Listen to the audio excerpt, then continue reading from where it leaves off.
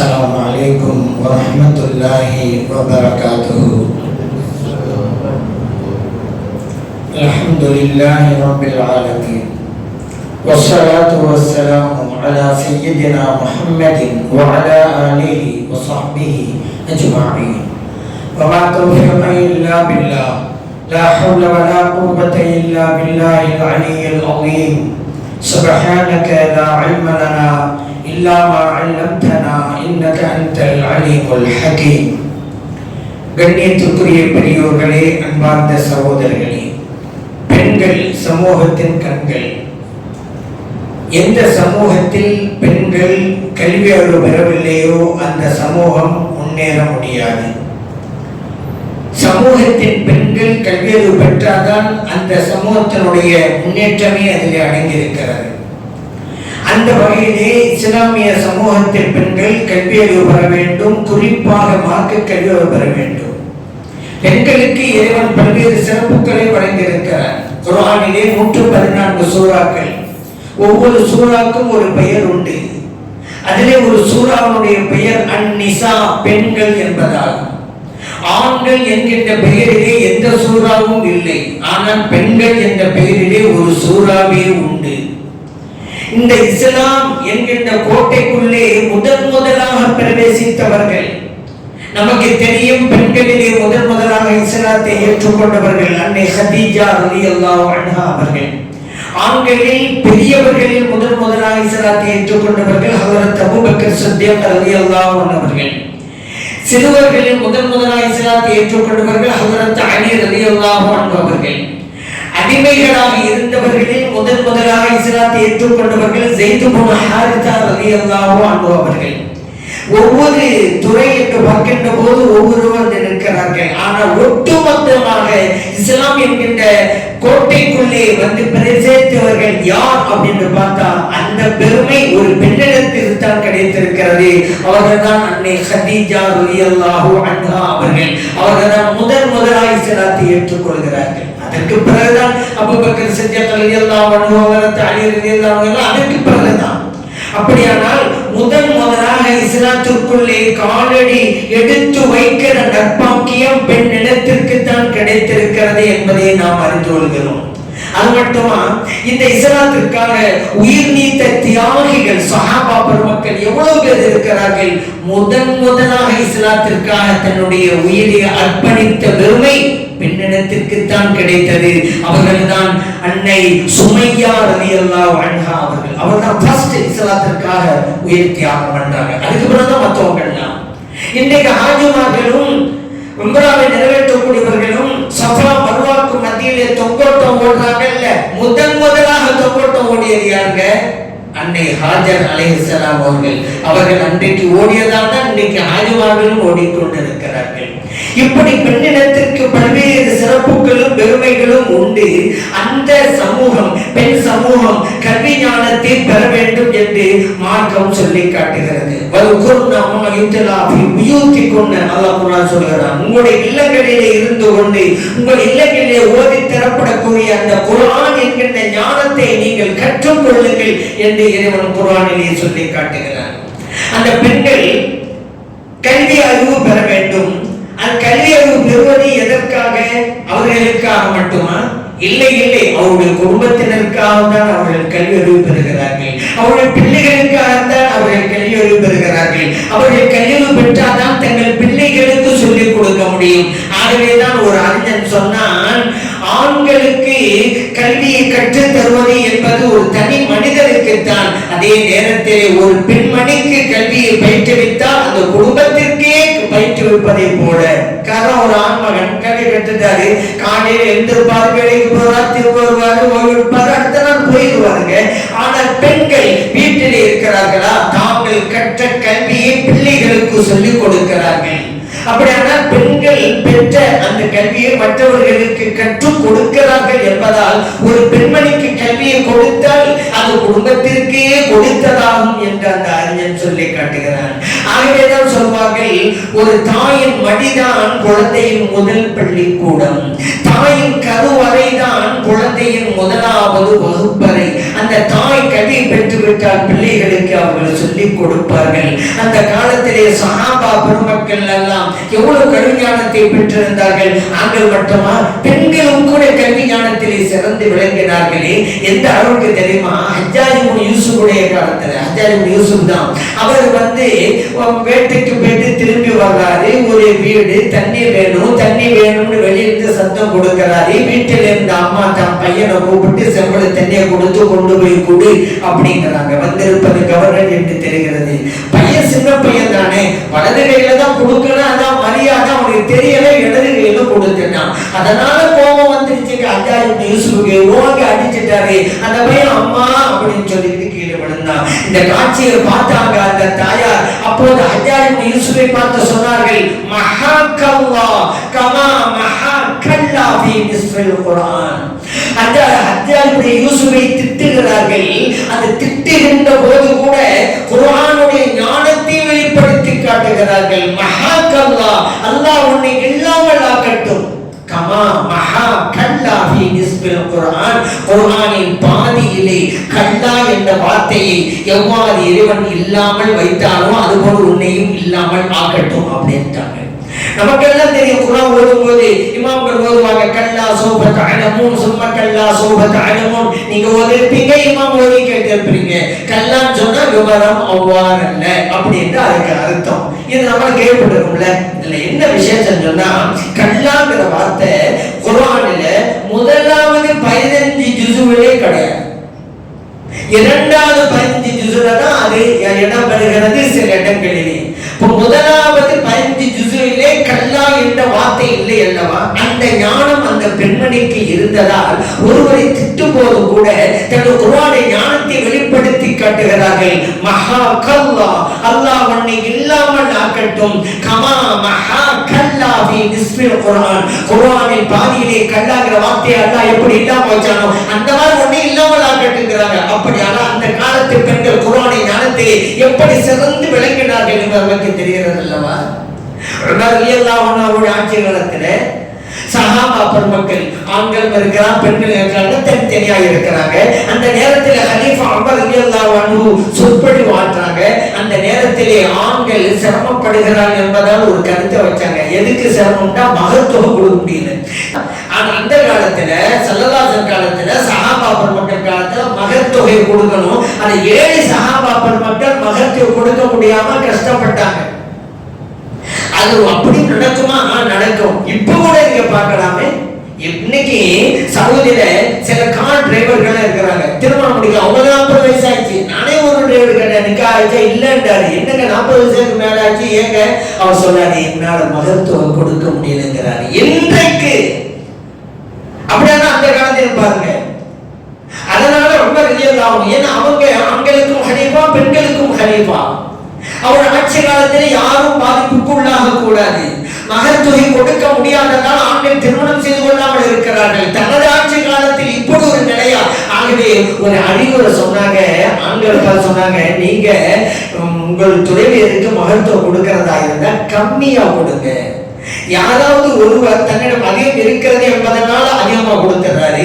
அப்படியானா மற்ற பெண்களும் அப்படியே எதிர்பார்க்கிறார்கள், நமக்கும் நிறைய மகத்துவம் கிடைக்க வேண்டும் என்று எதிர்பார்க்கிறார்கள். ஆனால் ஏழையாக இருக்கிற சஹாபா பெருமக்கள் சிரமப்படுகிறார்களே, கொடுக்க முடியவில்லையே, திருமணம் செய்துள்ளாமல் இருக்கிறார்களே. ஆகவே சொன்னாங்க, குறைவாக மகத்துவம் கொடுக்குங்களா, அது எல்லாருக்கும் வசதியா இருக்கும். அந்த நேரத்தில் அந்த சபையில் இருந்த ஒரு பெண்மணியார் சொன்னாங்க, ஹலீஃபா அவர்களே, எப்படி நீங்கள் சொல்லலாம் மகத்துவத்தை குறைவாக கொடுங்கள் என்று? இறைவன் குர்ஆனிலே வாத்தைத்தும் யஹதாஹுன்ன கன்தாரன், அந்த பெண்களுக்கு உங்கள் துணைவியர்களுக்கு ஒரு குவியலையே கொடுக்கலாம் மகத்துவை என்று இறைவன் சொல்லி இருக்க, நீங்க என்னன்னாக்க கம்மியா கொடுங்கிறாங்க, குவியலே கொடுக்கலாம் என்று இறைவன் சொல்கிறான். அந்த நேரத்துல கலீஃபா உமர்லே நான் சொல்லியிருக்கேன், நான் சில நல்ல அடிப்படையிலே தான் நான் சொன்னேன். ஆனா உண்மை எங்கிருந்து வந்தாலும் ஏற்றுக்கொள்ளக்கூடிய மனப்பக்குவம் அந்த உயர்ந்தவர்களிடம் இருந்தது. அந்த சபையில சொன்னாங்க, ரஜுலுன் அஹ்தஅ வம்ரஅத்துன் அஸாபத், ஆண்மகனான நான் தவறாக சொல்லிவிட்டேன், இந்த பெண்மணி சொன்னதுதான் சரி என்றார் அந்த சபையிலே. இப்ப நம்ம யோசிக்க வேண்டியது, கலீஃபாவுடைய கருத்தை ஆட்சேபிக்கின்ற போது ஆதாரமாக ஒரு குர்ஆன் வசனத்தை ஓதி காட்டுகிறார்கள். அந்த பெண்மணி என்றால் குர்ஆனுடைய ஞானம் எந்த அளவுக்கு அவர்களுக்கு இருந்திருக்கும், இல்லைன்னா எப்படி சொல்ல முடியும்? இன்னும் எத்தனையோ சட்டங்கள் எல்லாம் பெண்கள் மூலமாகத்தானே வந்தது. இன்னைக்கு சிறுவர் சிறுமி எல்லாம் போறாங்க, இல்ல ஹஜ்ஜுக்கு போறாங்க, உம்ராவுக்கு போறாங்க. சிறுவர்கள் ஹஜ்ஜு செஞ்சா கூடுமா? கூடும். அதே போல உம்ரா செஞ்சா கூடுமா? கூடும். ஆனா கடமை நிறைவேறாது. அதே நம்ம புரிஞ்சுக்கிறோம். சிறுவர்கள போய் எத்தனை பேர் ஹஜ்ஜுக்கு போனாங்க, ஹஜ்ஜு செஞ்சு வந்துட்டாங்க. அந்த சிறுவர் பருவம் அடைஞ்சிட்டான்னு வைங்க, இப்ப அவருக்கு கடமை பண வசதி பயண வசதி இருந்தால் ஹஜ்ஜு செய்தாக வேண்டும். இல்லைங்க நான் சின்ன பிள்ளையா இருக்கும் போது எங்க வாப்பாட போயிட்டு வந்துட்டேன் சொல்ல முடியாது. ஹஜ்ஜு கூடும் என்பது வேறு, ஹஜ்ஜு கடமை நிறைவேறுமா என்பது வேறு. ஹஜ்ஜு கூடும், அந்த நன்மை பெற்றோருக்கு கிடைக்கும். ஆனா ஹஜ்ஜு கடமை நிறைவேறாது. சரிங்க, சிறுவர் சிறுமியர் ஹஜ்ஜு செய்தால் கூடும் என்று சொல்கிறோம் அல்லவா? அதற்கு தானே சிறுவர்கள் எல்லாம் போயிட்டு இருக்கிறாங்க, சிறுவர் எல்லாம் போயிட்டு இருக்கிறாங்க. இந்த சட்டத்தை நாம் எங்கிருந்து பெற்றோம்? ஒரு பெண்மணியின், சஹாபிய பெண்மணியின் கேள்வியால் நபி ஸல்லல்லாஹு அலைஹி வஸல்லம் அவர்கள் கொடுத்த பதிலா நாம் பெற்றது. ஹஜ்ஜத்துல் வதா, ஸல்லல்லாஹு அலைஹி வஸல்லம் கடைசி ஹஜ். அப்ப போயிருக்கும் போது ஸல்லல்லாஹு அலைஹி வஸல்லம் அவர்களிடத்துல ஒரு பெண்மணியார் வந்து ஒரு குழந்தையை காமிச்சு, அலிஹாதா ஹஜ்ஜுன், இந்த குழந்தைக்காகவும் ஹஜ்ஜை நிறைவேற்றலாமா என்று கேட்டபோது, நாம் நிறைவேற்றலாம், வலைக்கு அஜ்ரும், தாயாரான உனக்கு அந்த கூலி கிடைக்கும் என்றார்கள். முஸ்லிமிலே பதிவு செய்யப்பட்ட ஹதீஸ். இன்னைக்கு சிறுவர் சிறுமியர்கள் ஹஜ் செய்கிறார்கள், உம்ரா செய்கிறார்கள், கூடும் என்கிறோம் நாம். அதற்கு ஆதாரமாக இருப்பது ஒரு சஹாபிய பெண்மணி எழுப்பிய கேள்வியால் தான். பதிலி ஹஜ் என்று சொல்கிறோமே, ஒருவரால் முடியலங்க, பணமெல்லாம் இருக்கு, வாகனிக்க முடியாது, பயணம் செய்ய முடியாது. இப்ப பதிலி ஹஜ் இருக்கிறது, தன் சார்பாக அவர் ஒருவரை அனுப்பி வைக்கலாம் அல்லவா? இந்த சட்டம் எங்கிருந்து நமக்கு கிடைத்தது? ஒரு சஹாபியின் பெண்மணி எழுப்பிய கேள்வியால் கிடைத்தது. நபி ஸல்லல்லாஹு அலைஹி வஸல்லம் அவங்கள்ட்ட ஒரு சஹாபி பெண்மணி, யார சொல்லலாம், எங்க தந்தையாரு ரொம்ப முதுமை அடைஞ்சிட்டாங்க, ஆனா ஹஜ்ஜி கடமை இருக்குது, முதுமை அடைஞ்சிட்டாங்க, வாகனத்தில் ஏறி உட்கார்ந்து போக முடியாது. இப்ப என் தந்தைக்காக நான் பதிலி ஹஜ்ஜி செய்யலாமா அப்படிங்கிறாங்க. செய்யுங்கள் என்கிறார்கள் நபி ஸல்லல்லாஹு அலைஹி வஸல்லம் அவர்கள். புகாரிலே பதிவு செய்யப்பட்ட ஹதீஸ். இந்த பதிலி ஹஜ்ஜுடைய சட்டம் நமக்கு கிடைத்தது ஒரு சஹாபிய பெண்மணியின் மூலமாகத்தான். இப்படி எத்தனையோ விஷயங்கள் அந்த காலத்தில் அந்த சஹாபிய பெண்மணிகள் எல்லாம் கல்வியை பெற வேண்டும் என்பதற்காக எப்படி எல்லாம் முயற்சி செஞ்சாங்க பாத்தீங்களா? எந்த அளவுக்கு அவர்களுக்கு ஆர்வம் இருந்தது என்பதை பாத்தீங்களா? அதனாலதான் இந்த காலத்தில் நம்ம சமூகத்தில் பெண்களுக்கும் இந்த கல்வியை, மார்க்க கல்வியை நம் சமூகத்தில் பெண்களுக்கும் கொடுத்தே ஆகணுங்க. காரணம், அவர்கள் இன்னைக்கு சமூகத்து பெண்கள்ல நிறைய நீங்க பார்க்கலாம், அறியாமை, எல்லாவற்றிலும் அறியாமை, மூட பழக்க வழக்கம் நிறைந்து காணப்படுகிறது. மார்க்கத்தில் இருக்கக்கூடிய சட்டத்தை எல்லாம் தவறாக புரிந்து கொண்டிருக்கிறார்கள். மார்க்கம் ஒன்று சொல்கிறது, இவர்கள் ஒன்று சொல்கிறார்கள். ஒரு கணவர் இறந்து விட்டால் அந்த பெண்மணி 4 மாதங்கள் 10 நாட்கள் இத்தா இருக்க வேண்டும். அல்லாஹ் குர்ஆன் சொல்றான், 4 அஷ்ஹுரின் வ அஷ்ரா, 4 மாதங்கள் 10 நாட்கள் அல்லாஹ் சொல்றாங்க. இன்னைக்கு நிறைய ஊர்கள் நீங்க பார்க்கலாம் 40 நாள் இருந்தா போதும். எங்கிருந்து இந்த சட்டத்தை இவர்கள் பெற்றார்கள்? இவர்கள் இத்தா இல்லாவிட்டால் கூட குற்றவாளி என்கின்ற நிலையில் இருப்பார்கள். அல்லாஹ் சொன்ன சட்டத்தை பின்பற்றல, அப்படிதான். ஆனா 40 நாள் என்று சொன்னால் குர்ஆனின் வசனத்தை அல்லவா மறுக்கிறார்கள். குர்ஆனின் வசனத்தை மறுத்தால் என்ன தீர்வு? முர்த்ததா போயிடுவாங்க. அது ஆம்பளையாண்டே பொம்பளையாண்டே இல்லைங்க, 40 நாள் தான் ஒரு ஆண் சொன்னார், அவர் முர்த்தத். இஸ்லாம் என்கின்ற அந்த வட்டத்தை விட்டு வெளியேறி விட்டார். அப்படின்னா என்ன தெரியுமா? சும்மா கிடையாது. இப்போ மோத்தா பண்ணா வச்சுக்கோங்க, அவர் குளிப்பாட்டுதல் கிடையாது, கபனிடுதல் கிடையாது, தொழில் வைக்கப்படுதல் கிடையாது, முஸ்லிம் கபரிஸ்தானிலே அடக்கம் செய்வது என்பதும் கிடையாது. ஏன்? குர்ஆன் வசனத்தை மறுத்து விட்டார்.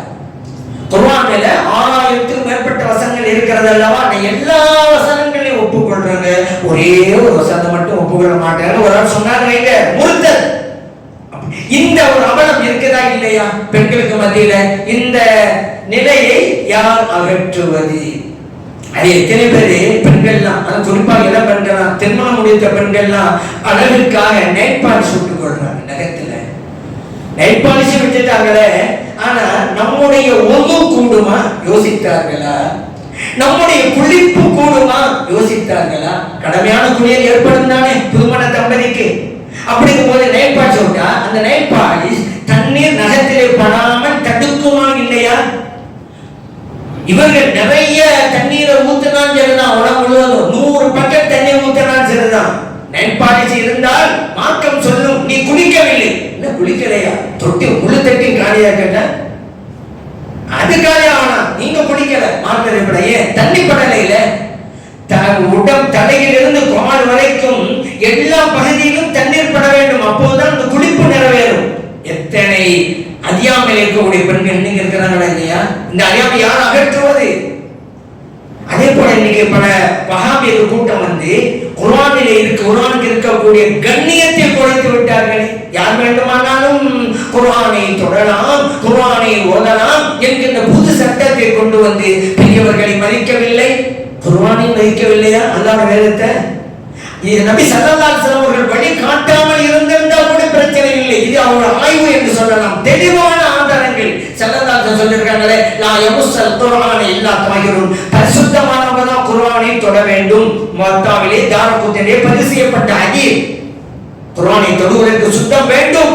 இறைத்தூதர் ஸல்லல்லாஹு அலைஹி வஸல்லம் சொன்னாங்க, சுத்தம் தேவையில்லை. வஹாபியர் சொல்றாங்க ஆதாரம் இருக்க ஸல்லல்லாஹு அலைஹி வஸல்லம் அவர்கள் சுத்தம் தேவையில்லை என்று சொன்ன ஒரு ஹதீஸை காட்ட முடியுமா? அது மாதவிடாய் இந்த சப்ஜெக்டாக கொண்டு வந்த மாதவிடாய் பெண்கள் குர்ஆனை தொடலாம் ஓதலாம். என்ன கொடுமை இது! நபி ஸல்லல்லாஹு அலைஹி வஸல்லம் அவர்கள் வழிகாட்டி இருக்க, லா தக்ரவுல் ஹாயிது வல ஜுனுபு ஷைஅம் மினல் குர்ஆன், மாதவிடாய்க்குள்ள பெண்களும் குளிப்பு கடமையானவர்களும், அது ஆண்களாக இருக்கட்டும் பெண்களாக இருக்கட்டும், குர்ஆனில் எந்த பகுதியையும் ஓதக்கூடாது. திருமீதியில் பதிவு செய்யப்பட்ட ஹதீஸ். மாதவிடாய்க்குள்ள பெண்கள் குர்ஆனை ஓதக்கூடாது என்று ஸல்லல்லாஹு சொல்றாங்க. ஓதலாம் வஹாபிய சொல்றாங்க. ஸல்லல்லாஹு சொன்ன ஒரு ஹதீஸ்ல மாதவிடாய்க்குள்ள பெண்களும் ஓதறாங்க அப்படி சொன்ன ஒரு ஹதீஸை காட்டுங்க. ஓதக்கூடாதுன்னு ஹதீஸ் வச்சிட்டோம்ல. சரி, நான் சொன்னேன் இப்படிப்பட்ட ஒரு தவறான சட்ட திட்டங்களை எல்லாம் பெண்களுக்கு மத்தியிலே சீர்திருத்தம் என்கின்ற பெயரிலே சொல்லிக் கொண்டிருக்காங்கல்ல. இந்த பெண்களை எல்லாம் பாதுகாப்பது யார்? மார்க்க கல்வியை பெற்ற பெண்கள் தான் பார்க்க வேண்டும். அது என்னது ஒரு புது வகையான விதத்துவம் வந்துருச்சு. அதாவது ஜனாசா மையத்தை யாராவது மூத்தா பெற்றான்னு வச்சுக்கோங்களேன், வீட்டுல பெண்களாக சேர்ந்து தொழுகிறது, அப்புறம் பள்ளியாசல் கொண்டு வந்து ஆண்கள் தொழுகிறது. எங்க இருக்குது இது? நான் கேட்கிறேன். அது சமீப காலமா தான். இந்த கூட்டம் 1980 இருந்து இருந்துகிட்டு இருக்கு. ஆனா இப்படி ஒரு பிதாத்தை நுழைச்சது சமீப காலமாகத்தான். ஒரு மையத்துக்கு 2 ஜனாசா தொழுக, வீட்டுல பெண்கள் பள்ளியில ஆண்கள். ஒரு ஆதாரம் காட்ட முடியுமா? ஸல்லல்லாஹு அலைஹி வஸல்லம் நடந்துச்சா? ஒரு மூத்தா போனாரு ஒரு ஆளு, வீட்டுல பெண்கள் தான் தொழுதாங்க, அப்புறம் பள்ளிக்கு வந்து ஆண்கள் தொழுதாங்க. ஒரு ஹதீஸ் இருக்குதா? 10 ஆண்டு காலங்களில் ஸல்லல்லாஹு அலைஹி வஸல்லம் மதீனாவுல இருந்தாங்கல்ல, எத்தனை பேர் வஃபாத்தானாங்க? அவர்கள் யாராவது ஒருவருக்கு இப்படி நடந்ததா? இதுல வேற குர்ஆன் மௌலிது ஓதுனாக்கா, சத்தம் குர்ஆன் ஓதி சத்தம் செஞ்சாக்கா அதை போய் பிதாத்துங்கிறது. இது பக்க பிதாத்தெல்லாம் ஸல்லல்லாஹு அலைஹி வஸல்லம் காலத்தில் இல்லாத ஒன்றை அமல்படுத்துவது. சரி, இதையெல்லாம் இந்த அவலத்தை எல்லாம் அகற்றுவது யார்? பெண்ட சமுதாயம் தானே. அதற்காக தான் பெண்கள் மதரசா அங்கங்க தோற்றுவிக்கப்படுகிறது. சில சட்டங்களை எல்லாம் பெண்கள் கேட்பாங்க அந்த காலத்துல எல்லாம். ஏன்னா இன்னைக்கு தான் ஒரு விழிப்புணர்வு ஏற்பட்டு பெண்கள் மதரசா எல்லா ஊர்களிலும் எந்த அளவுக்கு ஆண்கள் மதரசா புதுசா தோற்றுவிக்கிறது இல்ல, பெண்கள் மதரசா தான் தமிழ்நாடு உள்ள தோற்றுவிக்கப்பட்டுக்கிட்டே இருக்குது. அது ஒரு வரவேற்கத்தக்க ஒரு அற்புதமான மறுமலர்ச்சி அப்படின்னு தான் சொல்லுங்க. ஏன் ஒரு சட்டம் கேட்கணுமா? பெண்மணி ஆண்கள் தான் கேட்பாங்க, ஆண்கள் கேட்கறது பிரச்சனை இல்லை. இதுல ஒண்ணு வருத்தத்துக்கு ஒரு விஷயம், பெண்கள் சம்பந்தமான சட்டத்தை கூட ஆண்கள் கேட்பாங்க. சில பேர் கேட்பதுக்கு வெட்கப்படுவாங்க இல்லைங்க. பெண்களுக்கு மட்டுமே இருக்கக்கூடிய சட்டத்தை ஆண்களும் கேட்பதற்கு வெட்கப்படுவாங்களா இல்லையா? வெட்கப்படக்கூடாது, அது ஒரு விஷயம். இயற்கையா வெட்கம் வரும், எப்படி கேட்கறது அவங்கள்ட்ட அப்படின்னு. இதையெல்லாம் துடைக்க வேண்டும் என்பதற்காகத்தான் ஆலிமாக்களை உருவாக்குகிற மதரசாக்கள் தமிழ்நாடு ஃபுல்லா உருவாக்கப்பட்டுக்கிட்டே இருக்கிறது. ஏன்னா பெண்கள் எதுவும் இழைத்தவர்கள் அல்ல, யாருக்கும் சளைத்தவர்களும் அல்ல. அதனால பெண்கள் சார்ந்த சட்டங்களை பெண்களிடமே கேட்டு தெரிந்து கொள்ள வேண்டும் என்கின்ற ஒரு சூழலை உருவாக்குறதுக்கு தான் இந்த பெண்கள் மதரசாவெல்லாம் உருவாக்கிட்டு இருக்கு. ஏன் அந்த பெண்களுக்கு மாற்றங்களை கொடுக்கணும்? பெண்கள் பல வடிவங்களில் இருப்பார்கள், பல நிலைகளில் இருப்பார்கள். தாயாக இருப்பாள், மகளாக இருப்பாள், மனைவியாக இருப்பாள். அவள் மனைவி என்றால் தன் கணவனுக்கு ஆற்ற வேண்டிய கடமைகள் என்ன தெரிந்திருக்க வேண்டும் அல்லவா? அவள் மகளாக இருந்தால் தன் பெற்றோர்களுக்கு ஆற்ற வேண்டிய கடமைகள் என்ன தெரிந்திருக்க வேண்டுமா இல்லையா? அவள் தாயாக இருந்தால் தன் பிள்ளைகளை எவ்வாறு வளர்த்து ஆளாக்க வேண்டும் தெரியணுமா இல்லையா? ஆகவேதான் பெண்களுக்கு மார்க்க கல்வியை கொடுங்கள். பையன் சாப்பிட வந்த உட்கார்ந்து சாப்பிடுறா அப்படிங்க கூடாது. சாப்பிட கூப்பிடும் போது கையை கட்டிட்டு வா, பிஸ்மில்லா சொல்லி சாப்பிடு, வலது கையா சாப்பிடு, தட்டல முன்பக்கமா இருக்கிற பழக்கத்தை எடுத்து சாப்பிடு. சாப்பிட்டு முடிச்ச பிறகு அல்ஹம்துலில்லாஹி அல்லதி அத்அமனா வஸகானா வஜஅலனா மினல் முஸ்லிமீன் அப்படி சொல்லு. ஆனா இன்னைக்கு நிறைய பேர் வாய்ப்பாடா சொல்லிட்டு இருக்காங்க. இதை நான் துவா ஓதிட்டேன். என்ன ஓதுறீங்க? அல்ஹம்துலில்லாஹ் அத்அமனா ஓதுனா அவ்வளவுதான் வாய்ப்பாடு.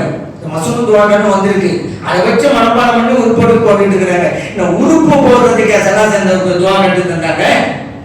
சாப்பிட முடிஞ்ச உடனே இந்த உணவை ஏன் ரப்ப எனக்கு தந்தான், அவனுக்கு தான் எல்லா புகழும். உணவாந்து உள்ளத்தோடு சொல்லணுங்க, அதான் நன்றி.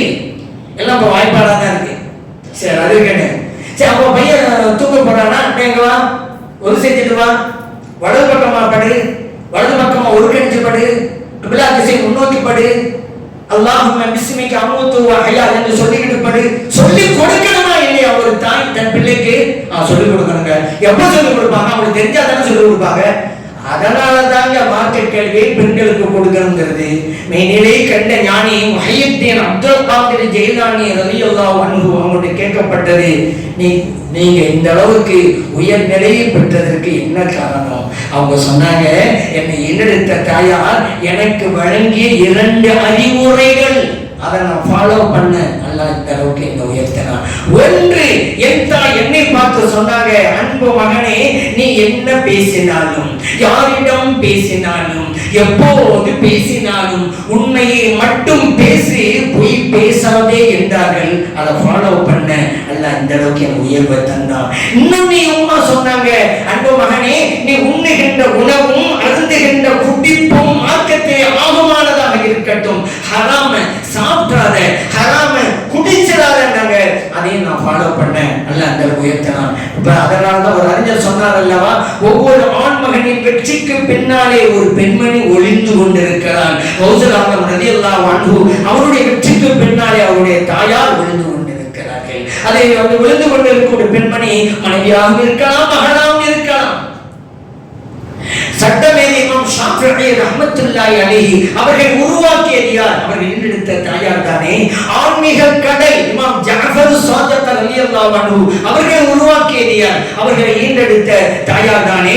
குர்ஆனுக்கு அடுத்து உயர்ந்த இடம் புகாரி ஷரீஃப். அந்த புகாரி ஷரீஃபை தொகுத்து தந்தாங்கல்ல இமாம் புகாரி ரஹ்மத்துல்லாஹி அலைஹி, அவர்களை வளர்த்து உருவாக்கியது யார்? தாய்ங்க.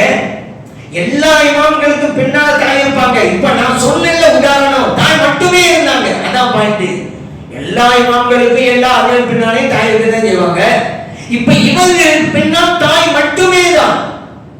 அவர்கள் அனாதைகள் இருந்தாங்க. ஷாஃபிஈ ரஹ்மத்துல்லாஹி அலைஹி அவங்க அனாதைங்க, தாயாட்டாங்க வளர்த்து உருவாக்குனாங்க. அப்படியானால் இந்த பெண்கள் அவருடைய குழந்தைகளை அது போன்று உருவாக்க வேண்டுமா இல்லையா? அதற்காகத்தான் பெண்கள் மதரசா.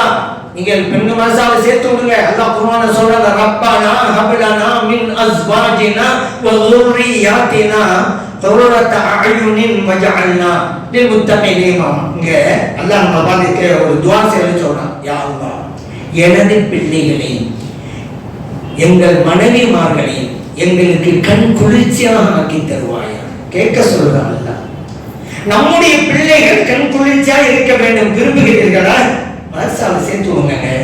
உங்கள் துணைவர்கள் உங்களுக்கு கண் குளிர்ச்சியா இருக்க வேண்டும் என்று ஆசைப்படுகிறீர்களா? மனசால சேர்த்து விடுங்க. ஆனா மனைமார்களா எப்படி மனசால சேர்த்து விடலாம பெண்கள் மனசால. இப்போ நாங்க ஹைருல் பரியா அப்படின்னு மனசால இருக்குது. எத்தனை கணவன் உள்ள பெண்கள், குழந்தையை எடுத்த பெண்கள் 3 வருடங்கள் ஓதி ஆலிமா பட்டம் பெற்றிருக்கிறார் தெரியுமா? ஒவ்வொரு வருடமும் நடந்து கொண்டே இருக்கிறது. இன்னும் சிலர்களை சொன்னா ஆச்சரியப்படுங்க. மதரசாவுக்கு வரும்போது குழந்தையோட வருவாங்க, தொட்டில குழந்தைய போட்டு ஓடிட்டு இருப்பாங்க. நடந்தது. கற்பனை அல்ல, கேள்விப்பட்டதல்ல இந்த மாசாவில்.